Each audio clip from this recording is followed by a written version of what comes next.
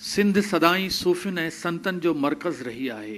विरहाङे खां अॻु हयात पिताफ़ी शदाणी दरबार हिंद ऐं सिंध में तमामु घणो मशहूर आहे, जिथे हर साल प्यार जा पांधीअड़ा अची मथो टेकींदा आहिनि। इन हवाले सां शदाणी दरबार जे गादीसर जुडिस्टर लाल भारत जे शहर जोधपुर खां 71 यात्रियुनि जे जथे सां अची शदाणी दरबार जी हाज़िरी भरी आहे, जिथे हर साल शदाणी दरबार ते अची मेड़ो मचंदो आहे ऐं 308 सालियाने मेले जे मौक़े ते 19 मिस्कीन ऐं बेपहुच जोड़नि खे शादी जे बंधणनि में ॿधो वियो आहे ऐं 30 खां वधीक ॿारनि खे जणियूं ॿधायूं वियूं आहिनि।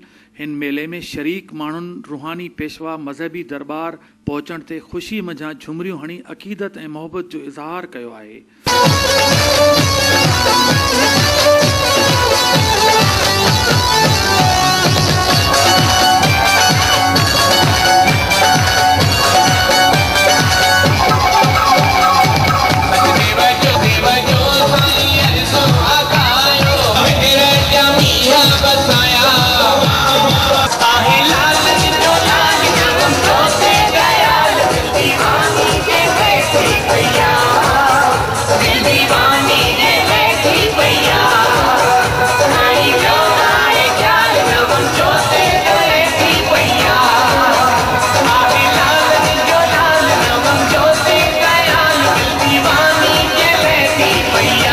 उन मौक़े ते सूफ़ियाणे राग रंग सां गॾु सूफ़ी गीत ऐं मज़हबी गीत पिणु ॻाईंदा रहिया ऐं मुख़्तलिफ़ स्टॉल पिणु लॻाया विया आहिनि, जिथे सक़ाफ़ती शयुनि समेत खाद खुराक वारियूं शयूं बि रखियूं वियूं आहिनि। सिंध जे महिमान नवाज़ी ॾेह तोड़े परॾेह ताईं मशहूरु आहे ऐं शदाणी दरबार ते बि हितां जे हिंदू बिरादरी तरफ़ां शेवा मंडलियूं क़ाइमु कयूं वियूं आहिनि, जंहिंमें यात्रियुनि लाइ खाद खुराक सां गॾोगॾु समूरियूं सहूलियतूं फ़राहम कयूं वियूं आहिनि। शदाणी दरबार में केतिरा ई महिमान आयल हुआ, जंहिंमें अॻूणो सिंध जो वॾो वज़ीर अली मोहम्मद ख़ान महर, DIG सखर फिरोज़ अली शाह ऐं SSP घोटकी मसूद बंगश ऐं ॿियनि पिणु शिरकत कई। इन हवाले सां शदाणी दरबार जे गादीसर जुडिस्टर लाल यात्रियुनि ऐं ॿियनि सिंध TV न्यूज़ सां ॻाल्हाईंदे चयो त असां पंहिंजा ग्रंथ चवंदासीं, तव्हां उन्हनि खे पंहिंजा ग्रंथ चवंदा, पर ग्रंथ सां ई त शिक्षा मिलंदी आहे, ग्रंथ सां ई त सिखणु मिलंदो आहे, ग्रंथ सां ई इबादत करण जा तरीक़ा।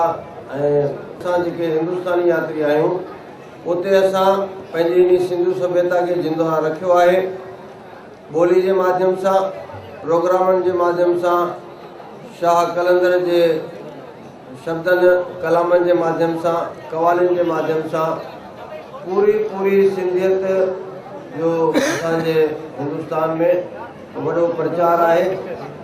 जेकी भी सिंधू सभ्यता है उन अनुसार असां पंहिंजा सिंधी हिंदू हलत कंदा आहियूं, रस्म रिवाज मञींदा आहियूं। जालना निवासी आहियां, मां जालना खां आयो आहियां। मूंखे हिते ॾाढो सुठो लॻो, जेको अचण वक़्तु मूंखे जेको महसूसु कयो पिए माण्हुनि कि हिते ॾाढी तकलीफ़ आहे, अहिड़ी काई ॻाल्हि कान्हे का। असां हिते ॾाढा सुखी सुठा ऐं सुठी तरह रहिया आहियूं ऐं मुंहिंजी हमेशह इच्छा रही आहे वरी मां अचां हिते। मां बम्बई खां आयो आहियां पहिरियों दफ़ो, ॾाढी ख़ुशी थी। बम्बई में ॾियनि पिया साईं वेंदे वापसि न ईंदे, अहिड़ी ॻाल्हि न आहे, वञा तो शहीद थी ईंदुमि, पर एॾी ख़ुशी मिली वई आहे, एॾी ख़ुशी मिली वई जैसे दिलि बाग़बार आहे। ऐं उते ई वेहणी हिकदमि बम्बई खां सुठी आहे। असां बि इंडियन आहियूं, पर इंडिया खां त वधीक मान आहे। पहिरियों दफ़ो आया आहियूं भारत हिंदुस्तान मां पाकिस्तान में एतिरो प्यार मिलियो आहे जो चई करे बसि करो। अचण सां मां पंहिंजी सिंध माता खे पंहिंजे मथे खे लॻाई, ॾाढो आनंद आयो जो ॻाल्हि ई न पुछो।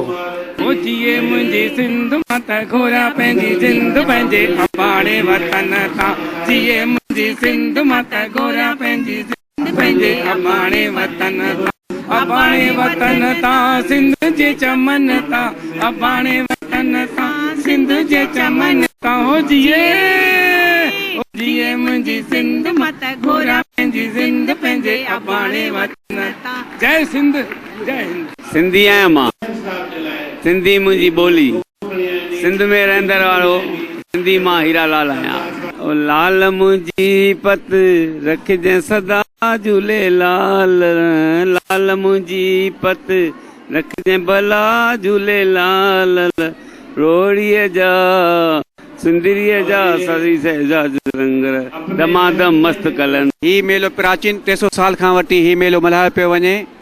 ही जन्मभूमि साईं सदाराम साहिब जंहिंजो ही 308 साला जन्म महोत्सव जंहिंजे शुभ मौक़े ते इंडिया खां जथो आयो आहे, जंहिंमें हाज़िरा हज़ूर नवम जो यूसुफ़लाल साहिब जन हिन मेले में पंहिंजे साथियुनि सां गॾिजी यात्रियुनि सां गॾिजी हिन जथे में दरबार साहिब में पितावन साहिब में आया आहिनि। ही मेलो प्रेम प्यार ऐं भाईचारी जे लाइ आहे। नाज़रीन, ॿिन्ही मुल्कनि जे सरहदनि ते छिकताण आहे, पर अवामी सतह ते हिंद खां सिंध में यात्रियुनि लाइ हितां जी अवाम साॻी तरह नेण विछाया ऐं इहो पैगाम ॾिनो आहे त ही सिंध सोणे लतीफ़ ऐं सचल सरमस जी आहे। सिंध वासी छिकताण बदिरां मोहबत जा रिश्ता वधाइण जा ख़्वाहिशमंद आहिनि। कैमरामैन उमर कुराई सां गॾु अशरफ बुखारी, सिंध TV न्यूज़, हयात पिताफ़ी, मीरपुर मां थिलो।